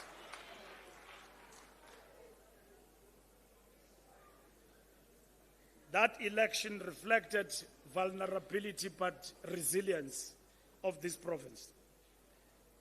The province retains functional PC, RECs, and branches, though capacity and discipline remain uneven. Bujanala is the strongest region with high mobilization and political education uptake. Ngakat Mudirimulema has a large membership base but weak branch performance, while Kenneth Kaunda and Dr. Ruth Mumpati show stronger structural stability. Western Cape operates in the most hostile political terrain in the country, having been out of provincial power since 2009 under continuous Democratic Alliance governance. ANC support has steadily declined, worsened by the rise of the Patriotic Alliance among colored working class communities and the MK party in former ANC strongholds.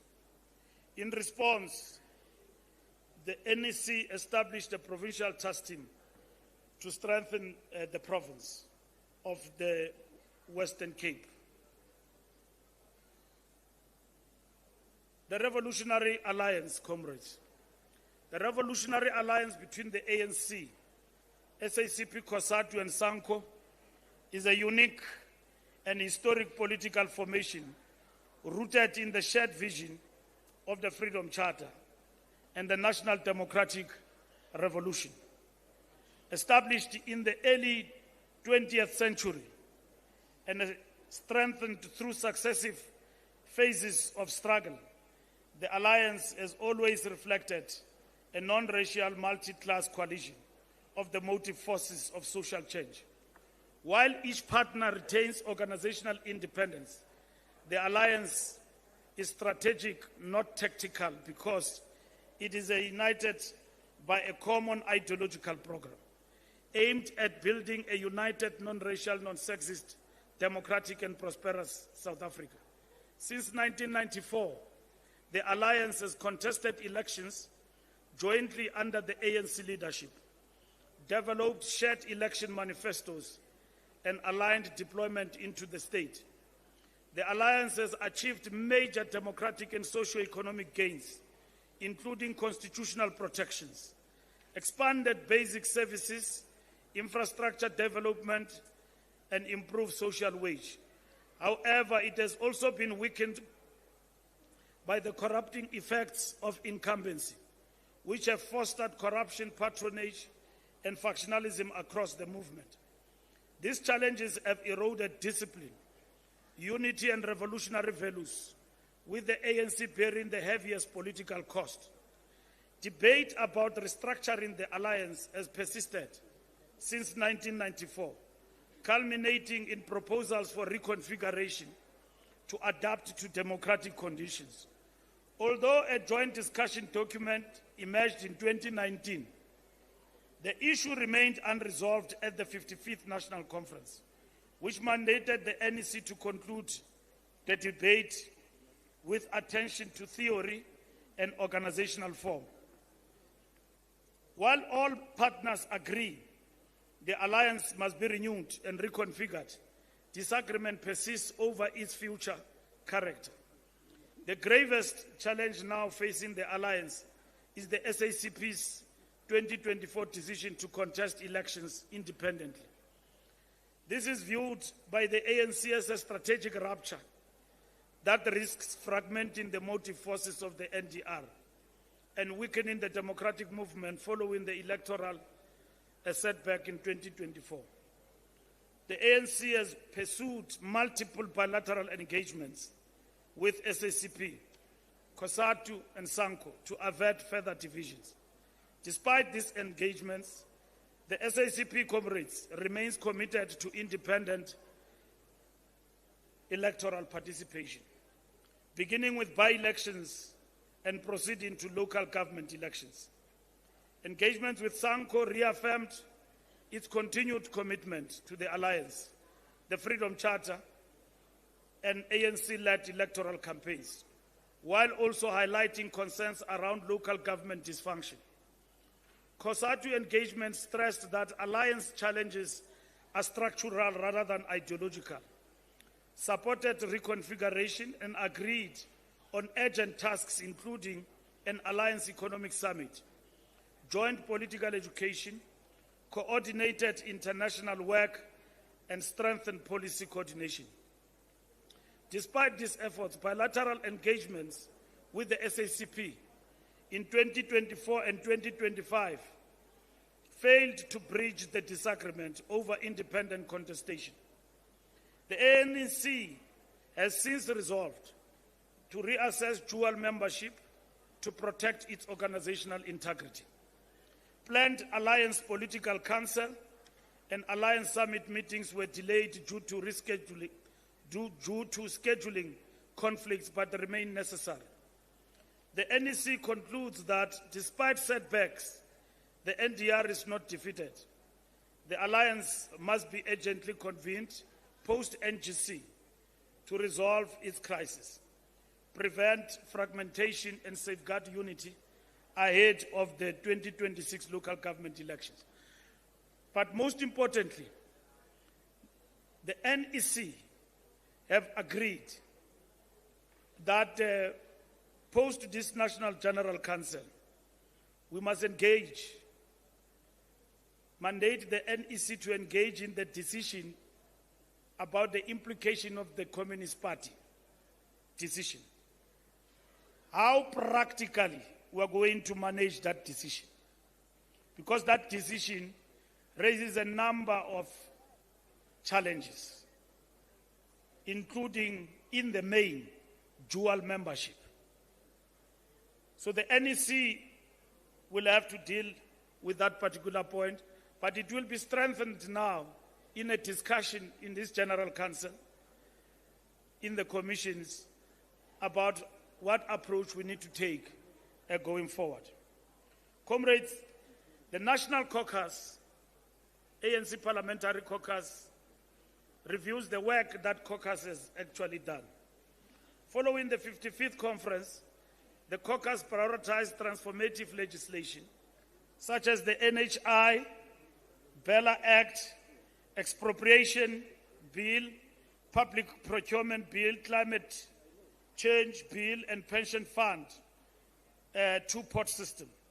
These laws became central to the 2024 election campaign.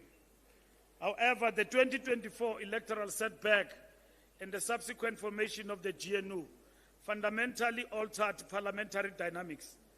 Comrades, the ANC no longer holds an outright majority in committees or the National Assembly and must now navigate ideological contradictions within the GNU while lobbying opposition parties to pass legislation. Policy contestation intensified as reflected in the delays to the 2025 budget and opposition-led challenges to government programs. The caucus also faces serious internal challenges due to the loss of institutional experience. Only 33% of MPs and 20% of whips were retained after the elections. This weakened the whipperies' political management capacity and exposed gaps in research, debating, skills, and narrative control. The ANC also lost its majority in portfolio committees, forcing it to rely on persuasion rather than numerical dominance. Weak study culture, limited research capacity, and competing demands between parliamentary constituency and organizational oversight work further constrained performance. Despite these constraints, opportunities remain. The ANC retains its significant governing authority within the GNU and a majority in the NCOP. The caucus is shifting from introducing new laws towards strengthening implementation and oversight of existing progressive legislation. Sector specialization partnerships with think tanks and strengthening parliamentary constituency offices are key priorities. The caucus adopted a 5-year and annual plan in January 2025, aligned with the ANC manifesto and NEC Lekgotla priorities. Oversight is driven through study groups, clusters, and systematic monitoring. However, accountability remains uneven, with 346 parliamentary questions outstanding as of October 2025, highlighting ongoing challenges in executive responsiveness. Constituency work has been elevated as a strategic priority. On policy implementation, we're faced with challenges across and in terms of social transformation, governance, peace, justice, correctional service, and economic transformation. Achievements include the signing of the Bila Act and so on, which we have mentioned earlier on.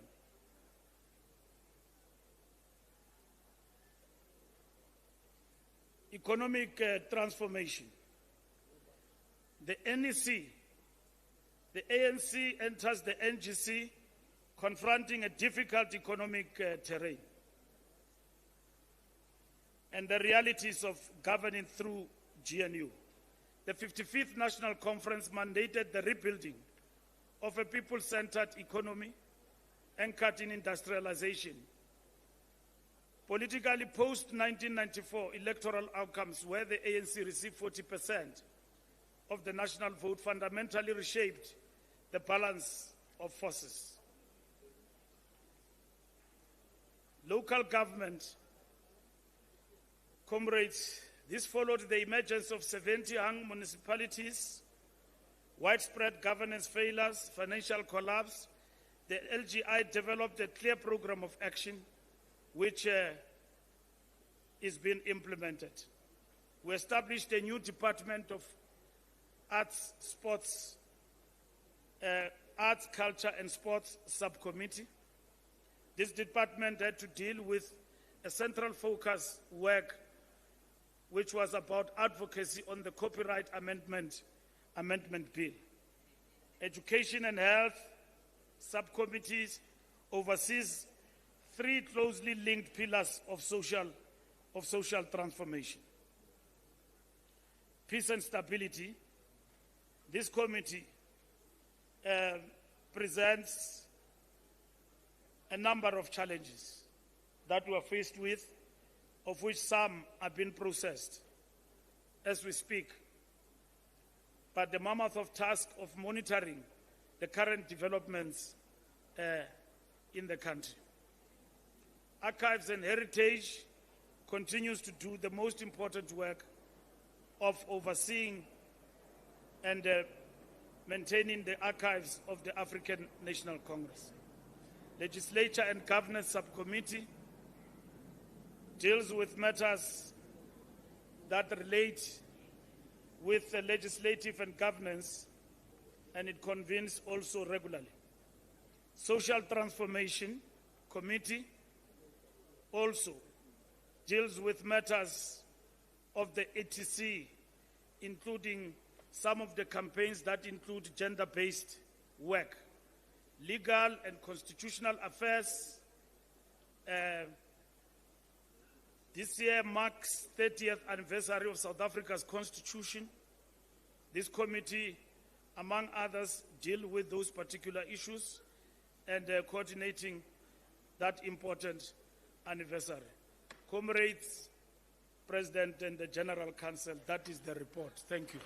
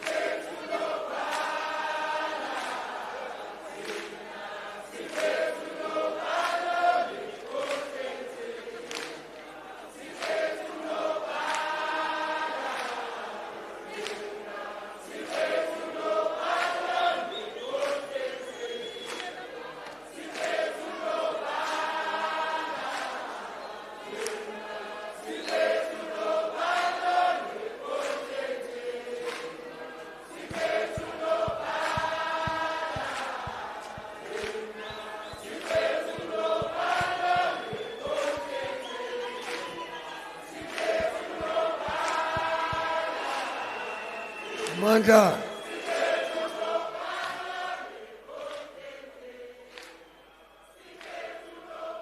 Anamba, Amanda.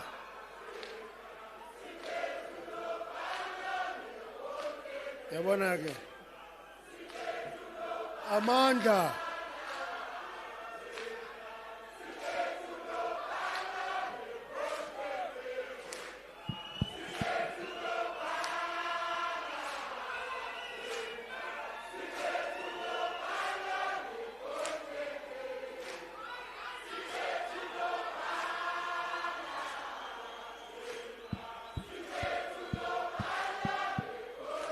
Amanda. Amanda. Amanda.